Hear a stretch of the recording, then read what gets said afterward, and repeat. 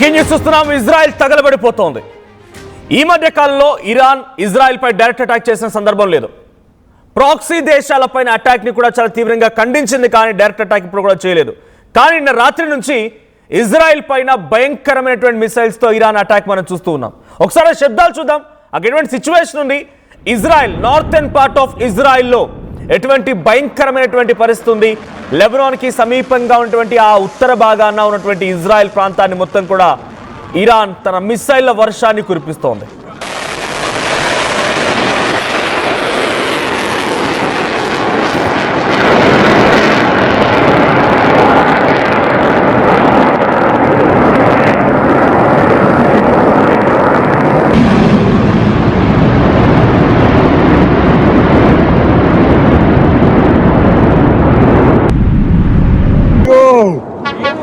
لازم نفعل المركز.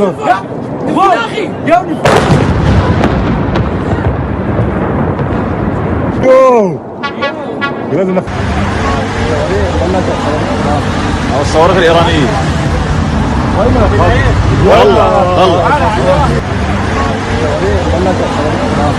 الصواريخ الإيرانية. Israel గగనతలం పైకి ఎర్రగా చిన్నగా నక్షత్రం వలె మిసైల్ దూసుకొచ్చి ఆ ప్రాంతాన్ని మొత్తాన్ని కూడా చుట్టుముట్టేశాయి. ఎయిర్ రైడ్ సైరన్లు మీకు అందరూ తెలిసిందే. ఇజ్రాయెల్లో ఒకసారి యుద్ధం మొదలైంది అంటే ఎటువంటి సిచ్యువేషన్ ఉంటుందనేది వెంటనే అందరికీ సైరన్లు మోగుతూ ఉంటాయి, అలర్ట్స్ వస్తూ ఉంటాయి. వెంటనే వారంతా వెళ్ళిపోయి వాళ్ళ బిల్డింగ్ల దగ్గర ఉన్నటువంటి ఆ బంకర్లో దాక్కుంటూ ఉంటారు.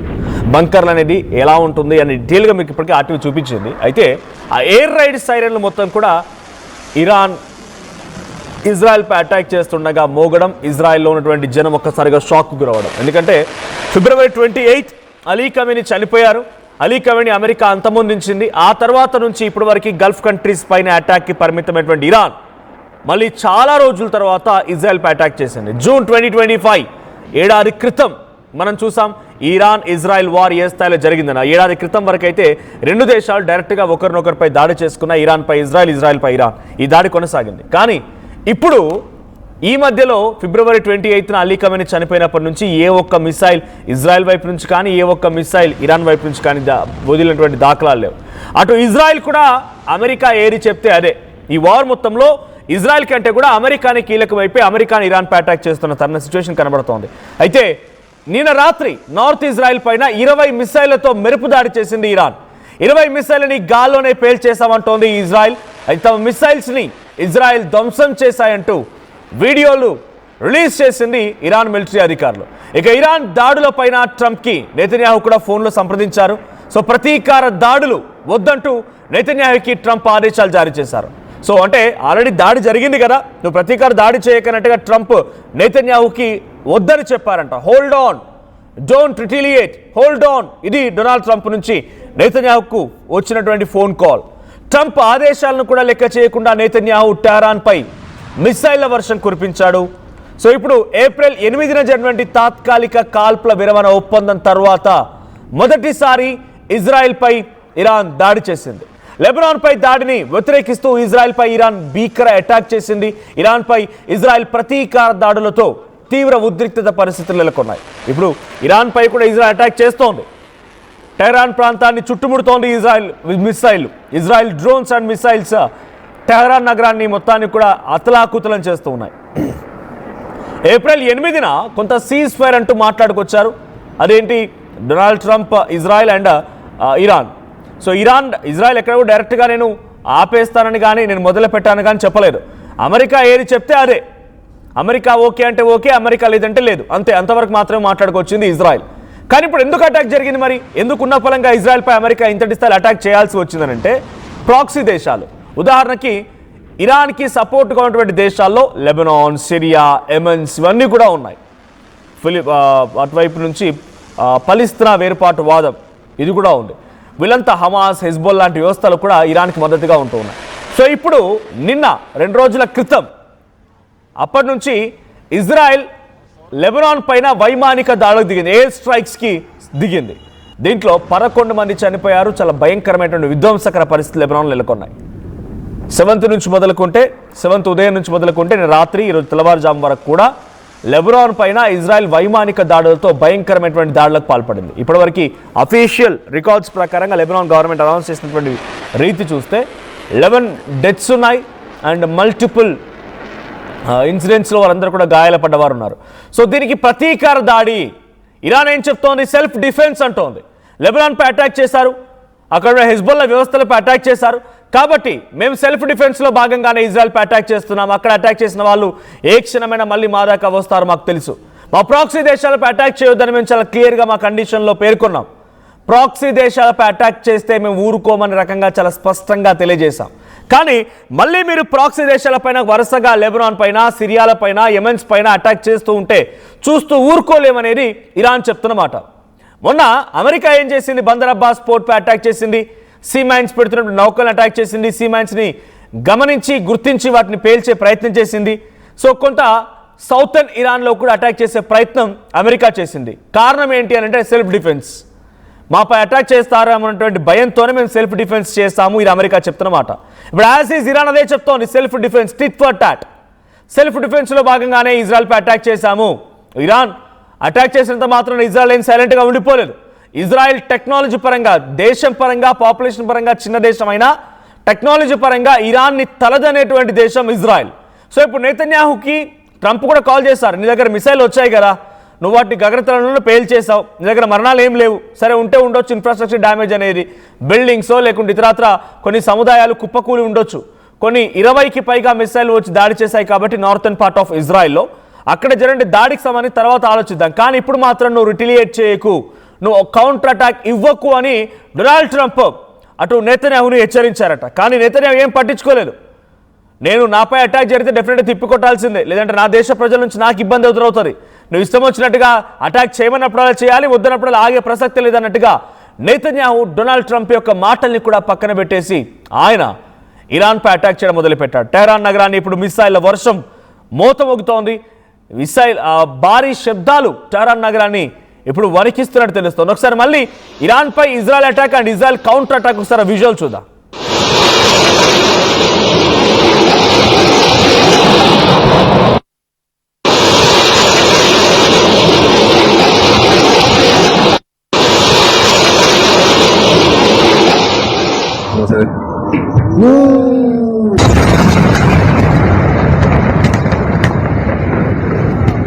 ¡Corre, guacho, corre! ¡Pásate!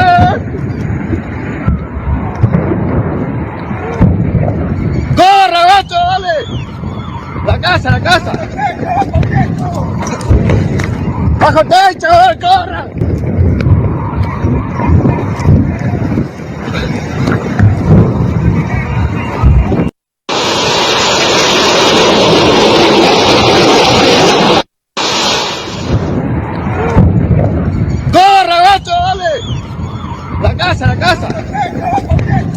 At present Iran పై కూడా ఇజ్రాయెల్ భయంకరమైనటువంటి దాడులతో రెచ్చిపోతోంది. టెహరాన్ నగరాన్ని బాంబులతో చుట్టుముట్టేసింది. టెహరాన్ నగరాన్ని మొత్తాన్ని కూడా వణికిస్తోంది ఇజ్రాయెల్.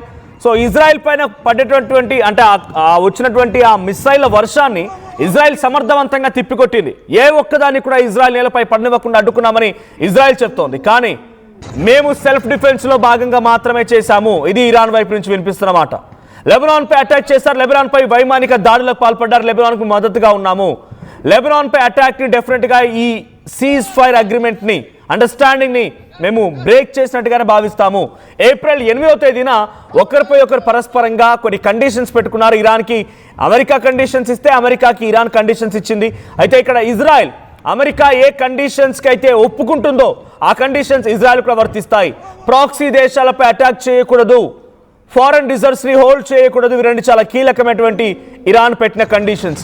సో ప్రాక్సీ దేశాలు అంటే లెబనాన్, సిరియా, యెమెన్ ఇవన్నీ కూడా ప్రాక్సీ దేశాలుగా ఇరాన్ భావిస్తోంది. కాబట్టి ఈ ప్రాక్సీ దేశాలపై అటాక్ ని మాపై అటాక్ గా భావిస్తామని చెప్పి గతంలోనే ఇరాన్ నొక్కిపెట్టి మరి చెప్పింది. అయినా కూడా ఇజ్రాయెల్ వినిపించుకోకుండా లెబనాన్లో వైమానిక దాడులకి దిగడమే ఇప్పుడు ఇరాన్ మళ్ళీ డైరెక్ట్గా ఇజ్రాయెల్పై అటాక్ చేయడానికి కారణమైంది. సో ఈ మధ్య కాలంలో ఫిబ్రవరి 28 నుంచి ఈ రోజు వరకు ఎక్కడ కూడా డైరెక్ట్గా ఇరాన్ ఇజ్రాయెల్పై అటాక్ చేసిన దాఖలాలు లేవు. ఇరాన్ ఎప్పుడు కూడా ఇజ్రాయెల్పై అటాక్ చేయలేదు. డ్యూరింగ్ 2025 జూన్ ఆ నెలలో ఒక ఏడాది క్రితం ఈ దాడులు జరిగాయి, కానీ ఈ మధ్య కాలంలో ఎక్కడ కూడా ఈ డైరెక్ట్ అటాక్ అనేది లేదు. మరి ఇప్పుడు ఎందుకు డైరెక్ట్ అటాక్ చేయాల్సి వచ్చిందంటే కేవలం సెల్ఫ్ డిఫెన్సే ఇది ఇరాన్ చెప్తున్నమాట. ఇరాన్పై కూడా ఇజ్రాయెల్ భయంకరమైనటువంటి దాడులతో టెహరాన్ నగరాన్ని చుట్టుముట్టేసింది. టెహరాన్ నగరం మొత్తం కూడా ఇప్పుడు మిసైల్ వర్షం ఎదుర్కొంటోంది.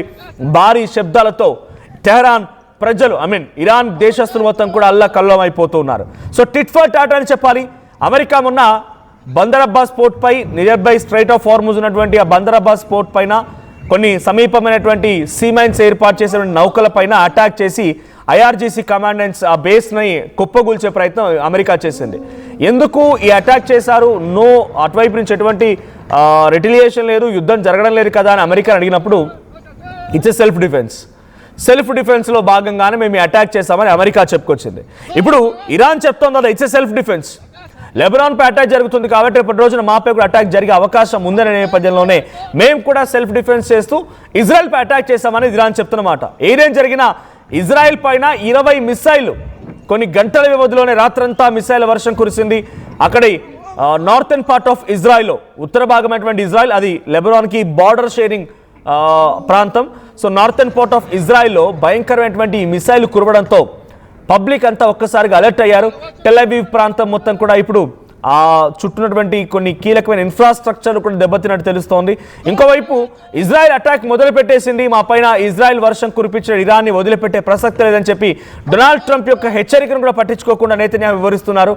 సో నెతన్యాహుకి డొనాల్డ్ ట్రంప్ కాల్ చేసినట్టు తెలుస్తోంది. ఆయన డైరెక్ట్గా మీరు యుద్ధానికి ఇప్పుడే రెటిలియేట్ చేస్తూ మిసైల్ అని మళ్ళీ కౌంటర్ అటాక్ దిగకండి.